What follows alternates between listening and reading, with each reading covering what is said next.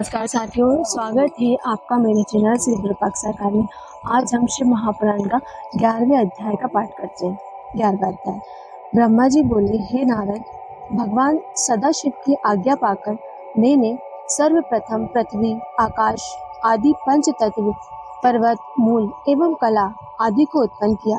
तदुपरांत अपनी इच्छा से वृचि, अग्निरस, शातातप, भृगु, पुलस्त्य, पुलह तथा वशिष्ठ इन सब ऋषियों को जन्म दिया। फिर मैंने अपने प्रत्येक अंग से तुम अर्थात नारद, कर्दम एवं दक्ष आदि 10 पुत्रों को उत्पन्न किया। फिर स्तन से मनुष्य, पीठ से पाप और अन्य अंगों से प्रीति, तृष्णा आदि को प्रकट किया। तदुपरांत क्रम अनुसार नक्षत्र, दिशा, दिक्पाल एवं चंद्रमा आदि को उत्पन्न किया। परंतु अपने द्वारा उत्पन्न की गई उस तामसी षष्ठी को देख मुझे अत्यंत चिंता हुई। रात्रि के कारण जब मुझे भूख लगी और मैं राक्षस यक्षादि को खाने के लिए दौड़ा, उस समय मैंने अपने शरीर को भयंकर बनाकर काल को उत्पन्न किया। हे नारद, इसके उपरांत मैंने उस शरीर को त्याग कर स्त्री का स्वरूप धारण किया। उस समय मेरे उस रूप को देखकर सब ऋषि मुनि आसक्त होकर मुझे पकड़ने के लिए दौड़े। तब मैंने उस शरीर को बदलकर एक दूसरा शरीर ग्रहण कर लिया और अपने घुटनों द्वारा असुरों की उत्पत्ति की। वे मुझे पहचान नहीं सकी, अतः निर्लज बनकर काम के वशीभूत हो मेरे पास दौड़े चले आए। उनके भय से भयभीत होकर मैंने अपनी रक्षा के लिए भगवान सदाशिव से प्रार्थना की और ये कहा कि हे प्रभु, आप इन दुष्टों को शीघ्र ही नष्ट कर डालें।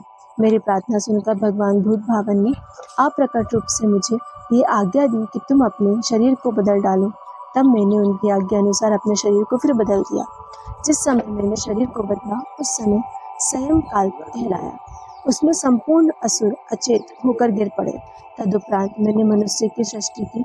अस्तु मैंने दूसरा स्वरूप धारण कर राक्षस, गंधर्व, यक्ष, गुहा, किन्नर, कुंभ पुरुष, विद्याधर, ईश्वर, भूत प्रेत आदि सब स्त्री को उत्पन्न किया। परंतु इन जीवों की उत्पत्ति से ही मेरे हृदय में प्रसन्नता का प्राप्त नहीं हुई। हे नारद, इसके उपरांत मैंने शिवजी की इच्छा से हाथी, सिंह, बेर आदि बुद्धिहीन जीवों को उत्पन्न किया।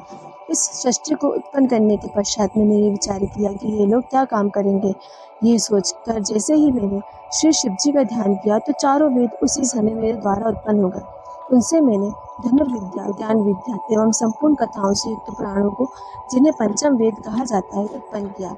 उसके बाद मैंने संपूर्ण आश्रम अर्थात ब्रह्मचारी, गृहस्थ, वानप्रस्थ, संन्यास एवं व्रत, धर्मशास्त्र, नीति, मोक्ष, धर्म, अर्थ, काम तथा वितर्क शास्त्र को उत्पन्न किया।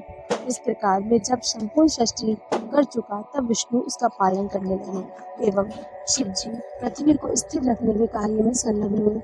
हे नारद, सृष्टि की उत्पत्ति का ये वर्णन अत्यंत सुख प्रदान करने वाला है। ओम नमः।